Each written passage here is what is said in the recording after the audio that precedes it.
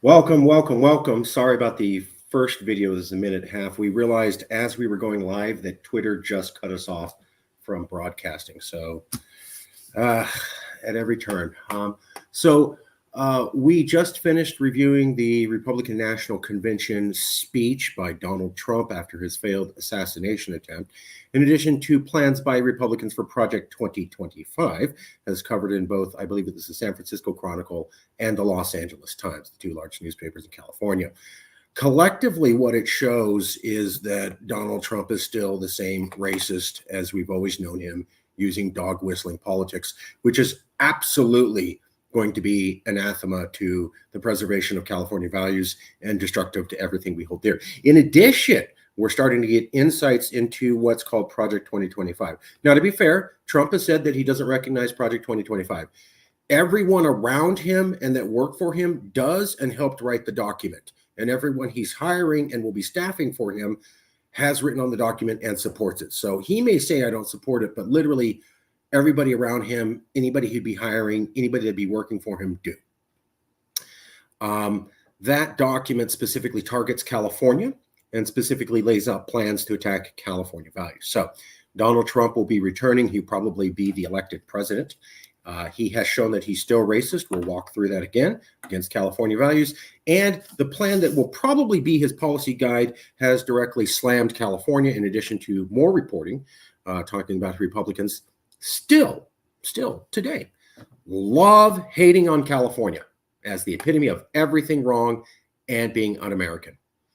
All reasons to look into the possibility of Cal exit. We'll get right to that. But first,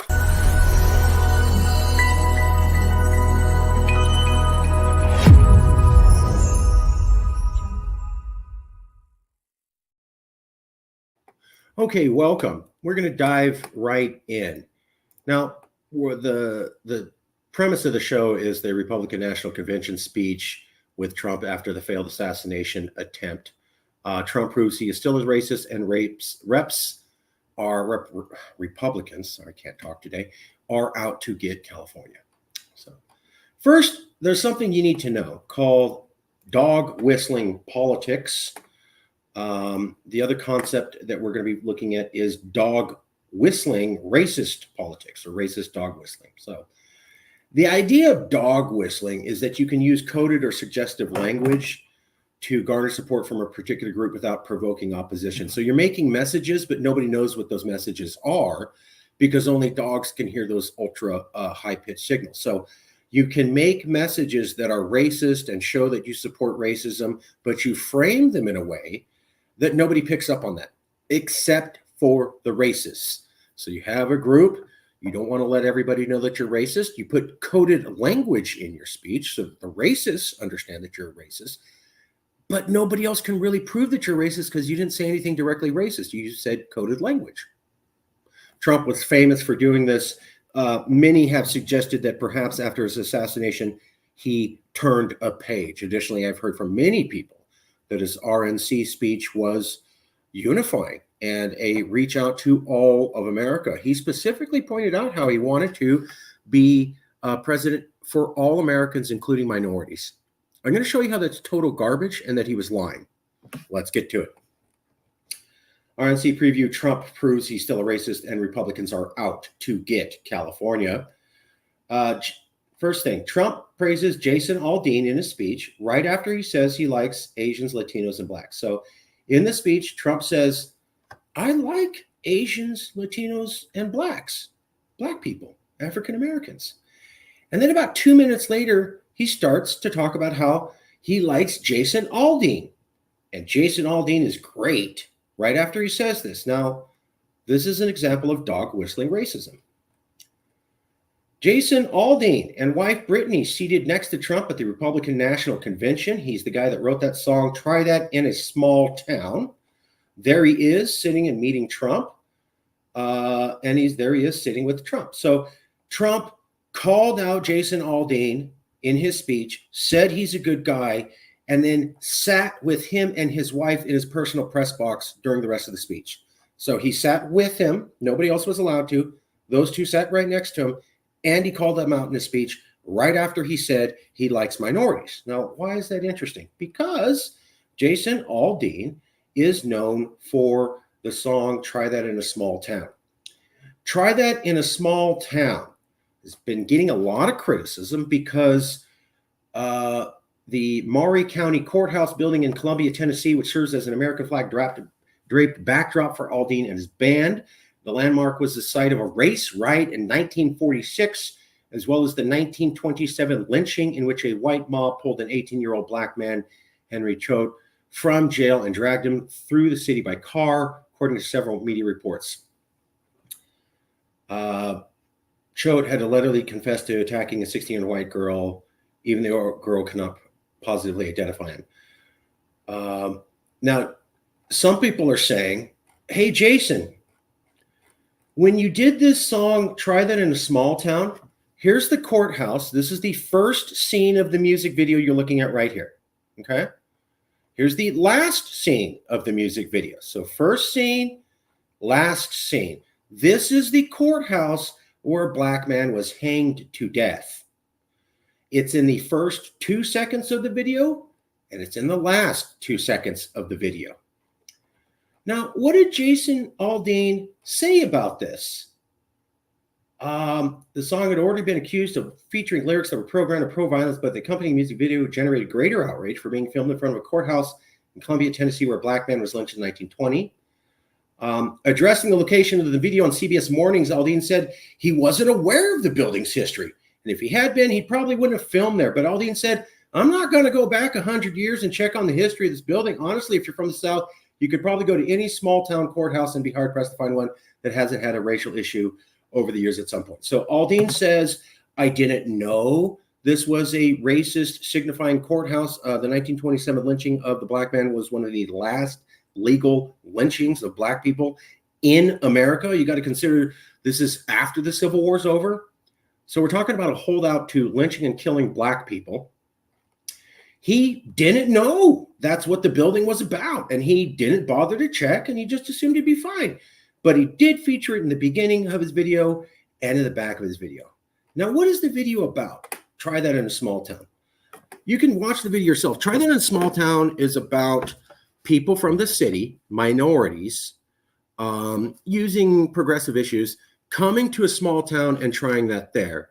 And then he talks about how his granddaddy got him a gun. And then he shows footage of people in a small town wrestling with minorities in gas stations. So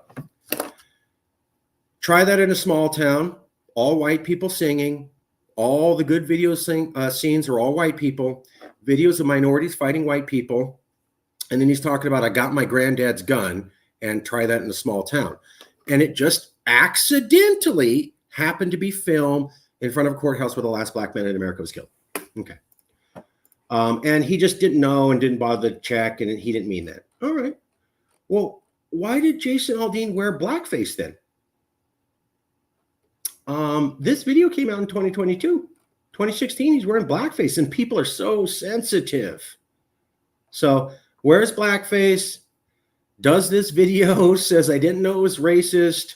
It's about, and this is my favorite here.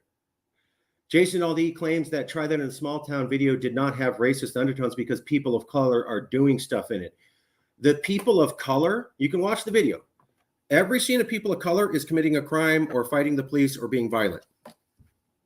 So black people in the video, people of color in the video doing stuff, and that makes it not racist. They're all doing bad things. Then you can watch the video. White people are doing good things. Anybody not white is doing bad things to the police, committing crimes, etc. So all minorities doing bad stuff, all white people doing good stuff. And then we talk about, I got my gun, come here and try that in a small town, filmed in front of a place where a guy was killed because he was black by a man who also committed blackface, and who said, I just didn't know that it was racist. And Trump saluted him personally in his speech, and he was the only people that were allowed to sit next to Trump. So that's what we mean by dog whistling racism. I like Asians, Latinos, and blacks. By the way, I'm going to talk about this guy who said, basically suggested beating up minorities coming into his town, and that it was okay to kill black people historically in the past, and being ignorant of the whole thing while celebrating it. So there you go. Now, the other thing is that Donald Trump celebrated J.D. Vance, his vice president. There's J.D. Vance accepting the presidential speech at 2024 Republican National Convention, and at the RNC speech, Trump directly celebrated him. J.D. Vance, and I am shocked to find this out, most liberals don't know this, he did this. I've had to educate at least a couple liberals that this guy is racist and did this. So when he was running for office, he had trouble winning. Couldn't get enough votes, so he came out with this ad. Are you a racist? Do you hate Mexicans? And then he begins to talk about how drugs come across the border and Mexicans got his grandma hooked on drugs. So do you hate Mexicans? By the way, let me tell you a story about how my grandma got, or my mom got hooked on drugs. It's because of all the drugs coming across the border from those Mexicans. And he starts off with do you hate Mexicans? I didn't say hate Mexicans. I was asking a question. Do you hate Mexicans? Then I never said it was bad to hate Mexicans. And then I gave an example of what bad things Mexicans do to hurt a white person like me. He won the race after this commercial. He was projected to lose before this commercial. After this commercial came out, he suddenly won. And now he's Donald Trump's pick as vice president and celebrated at the RNC convention. Coincidence? Okay. Oh, we're not done. Donald Trump said that he wants to outdo President Eisenhower on deportations right after saying he likes legal immigration. Eisenhower's plan was called Operation Wetback. It was the largest deportation because they deported U.S. citizens. So Donald Trump, in his speech, said, I want to outdo Dwight Eisenhower on deportations. He had the most deportations. And everybody thought that was great. Right before, right after that, he says, I love legal immigration. And this is what we're talking about, dog whistling racism. So I want to have the most deportations like Dwight Eisenhower and outdo him. By the way, I love legal immigration. Latin people. What he did not mention was Eisenhower's plan that Donald Trump alluded to and celebrated was called Operation Wetback. That is a racist term against Latin people. I know because I was raised as a boy being told that.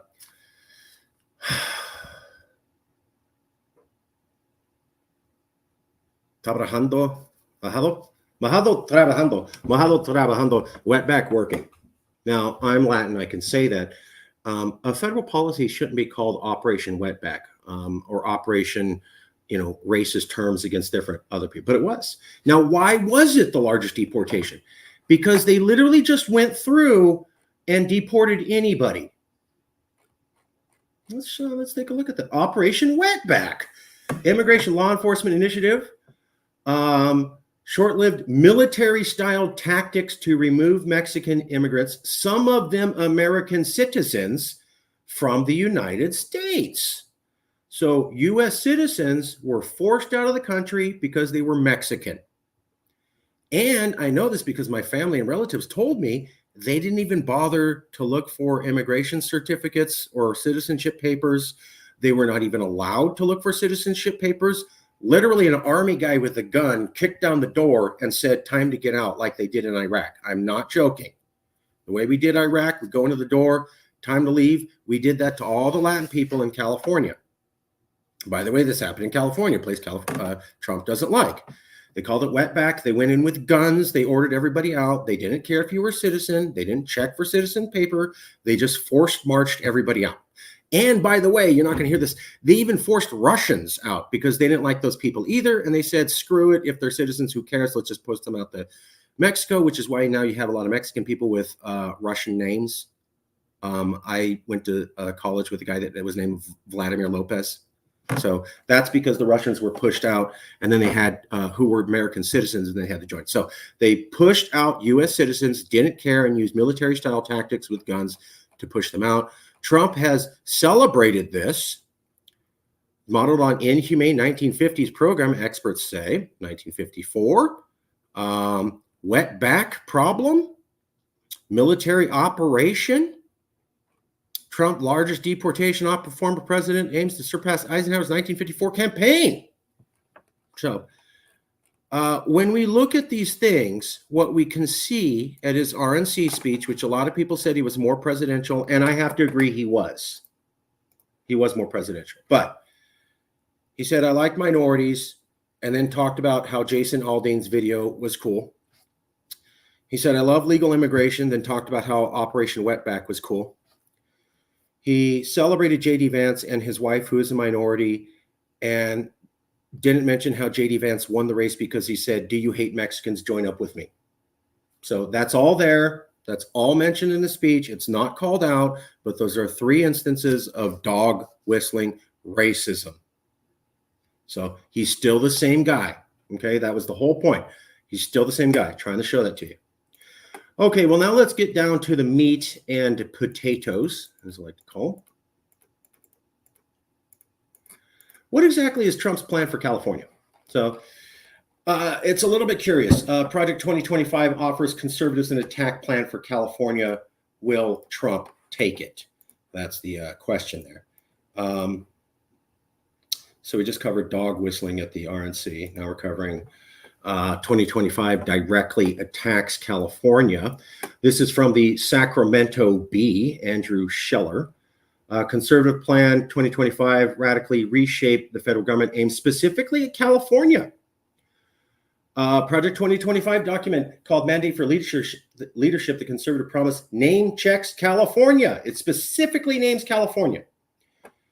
It talks about they want to overdo a policy where children can get LGBTQ care without informing their parent. They want to undo that. They also want to undo the California Air Resources Board carve out for setting our own air regulation standards. So California was the first state in America to create car air regulation standards. Because of that, the federal government gave them a carve out saying they could set their own standards independently from the federal government. Trump fought with California over that. Now they want to remove that. So California's had that since 1965, or about 60 years. We've been able to set our own clean air standards, which has allowed us to be at the forefront of clean air and climate change. They want to remove that ability. That will damage our ability to set standards for ourselves. Abortion tourism. When Roe v. Wade was overturned, California said, well, we will never stop abortion, so you can come here and get one. They want to shut that down so they can punish California by cutting 10% of our federal support, and they can punish people who come to California for an abortion. So they want us to not provide abortions to everybody, and they want to punish us for giving American refugees access to abortions.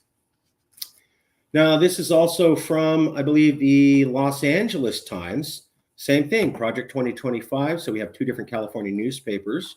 We have this one from the Sacramento Bee, and then we have this one from the Los Angeles Times. They're conservative virtue signaling on such issues as abortion, climate change, guns, immigration, LGBTQ rights.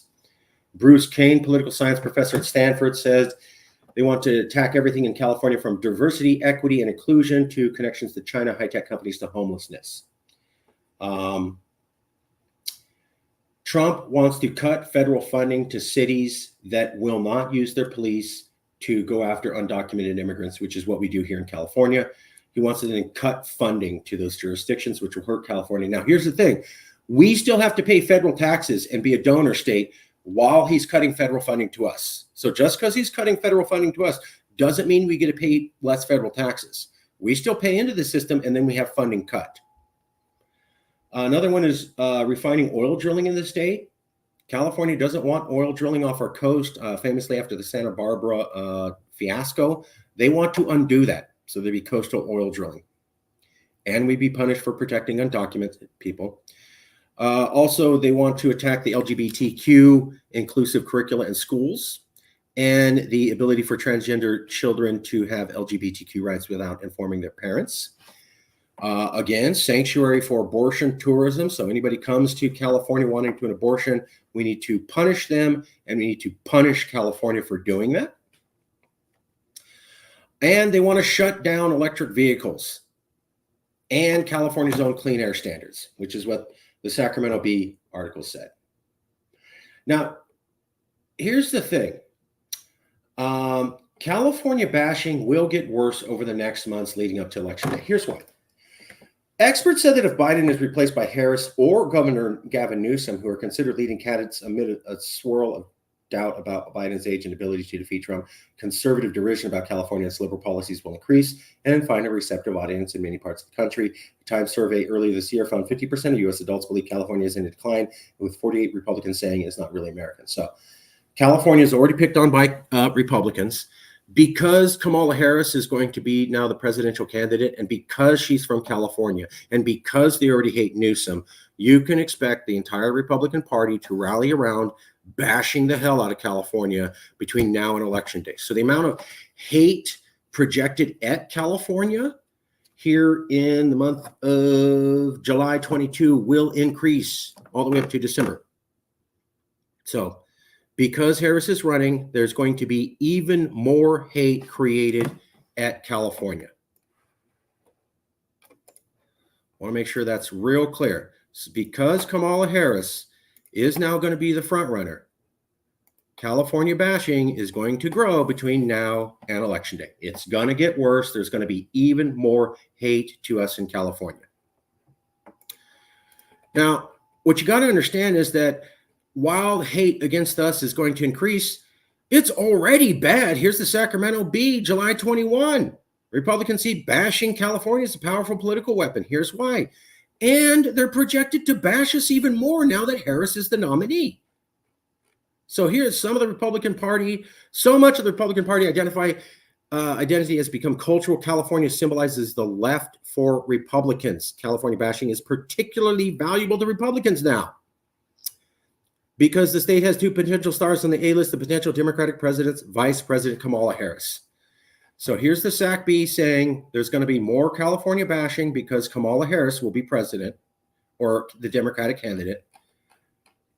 And then here is the Los Angeles Times saying literally the same thing. There's going to be more California bashing because Kamala Harris will be president. So two different newspapers saying increased California bashing because Kamala Harris will be president. But this is my favorite part. None of this California bashing is new. Reagan derisively talked about San Francisco Democrats. At the 1992 Republican Convention, Pat Buchanan talked about the California town of Hayfork, California, and that it was economically dead because of the habitat for the spotted owl. The 2020 GOP convention, Kimberly Guilfoyle claimed California was, the failure of America. So Ronald Reagan made fun of us in the 80s. In the 1990s, they made fun of us. In the 2020s, they made fun of us. We've actually covered this here. The 2020 Republican National Convention that was focused on how California is the epitome of everything not to be in America. So Republicans have been bashing us. They're continuing to bash us. And now major newspapers in California are getting it. And the bashing will get worse. That's what multiple people have said. Just to be fair, let's show you those sources. So here you go. That's basically what we said today. Here's where we got all of the information.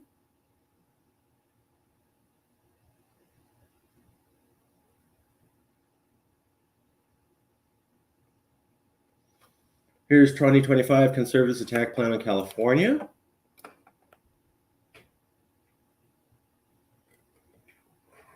Same thing by Los Angeles Times. And then the California bashing by Sacramento Bee. So the reason that we did today's episode was that, this is still the same guy. So Trump is still a racist. He still uses dog whistling racism. And we showed you how the Project 2025 directly attacks California policies, and it directly mentions us. And we showed you how Republicans love to hate California. And we showed you how California bashing will get worse under the Republican Party over the next couple months. All of this leads to what we have said in CalExit. America chose this man. Democrats tried to say that Russia picked Trump in 2016. We now know that's a lie from the Durham report. Now here's Trump, the pick for 2020. Like we said in 2016, this is America's candidate. He can't be successful in 2016, have lost by 2 percentage points in 2020, and then come back to win in 2024 unless this guy represents America.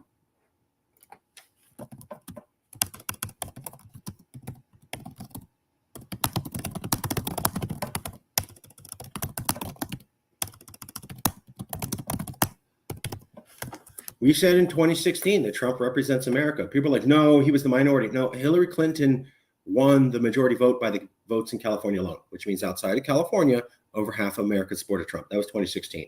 Then he won 48% in 2020. Biden won by only 2% at 52. And then now we're down to 2024, and he's presumed to win again. How can we say that Trump's not America's pick? By the way, he's still racist. Just proved that. And their plan singles out California more than any other place. They hate us. We're the example of everything wrong. What do you think's going to happen when this man gets elected? He's going to target us. Both because they don't like our policies and because they just don't like us, our culture. And because he doesn't like the fact that we fought so fiercely back against him. And as many friends have been pointing out to me, he's so much more polished and refined, and he has so much better advisors this time. He's going to be almost unstoppable.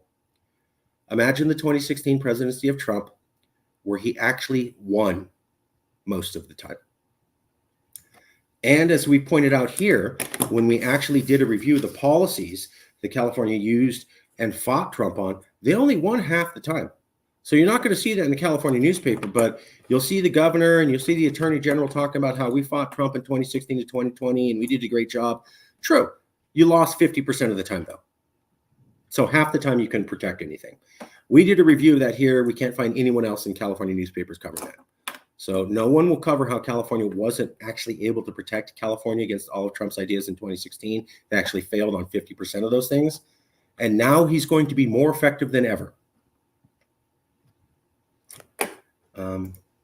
Might be time to think about this.